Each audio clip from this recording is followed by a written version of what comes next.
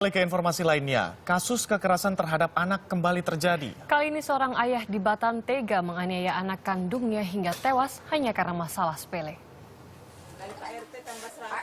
Orang begini nih makanya simpati sama. Sedih dan pasrah itu yang dirasakan Susanti ketika mengetahui anaknya tewas dibunuh oleh sang ayah.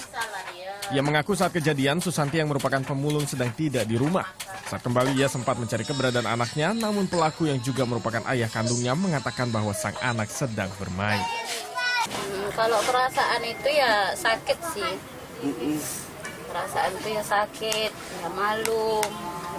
Terasa terkecil sendiri badanku. Iya, Bu, ya. Terus gimana Bu ke depannya Bu Ibu?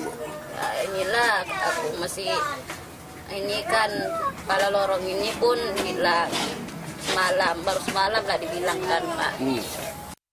Sebelumnya setelah menjalani pemeriksaan intensif selama kurang lebih 10 jam, Minggu siang Muhammad Effendi, ayah kandung seorang balita yang ditemukan tewas di kolam depan rumahnya akhirnya ditetapkan sebagai tersangka.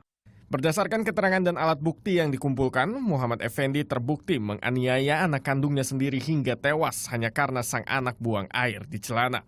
Bahkan untuk menutupi perbuatan keji yang dilakukan, jenazah sang anak sempat disembunyikan di dalam koper sebelum akhirnya dibuang ke kolam depan rumahnya sendiri. Otopsi di rumah sakit Otorita Batam. Dari hasil otopsi itu ditemukan ada tanda-tanda kekerasan. Di bagian ginjal kanan itu ada pendarahan, kemudian selaput usus juga ada pendarahan dan memar di bagian usus.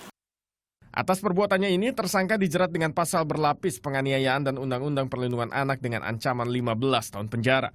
Pada Sabtu 13 Februari, warga Pasar Induk Tanjung Uma digegerkan dengan ditemukannya jenazah balita di depan rumah orang tuanya sendiri dengan kondisi penuh luka lebam.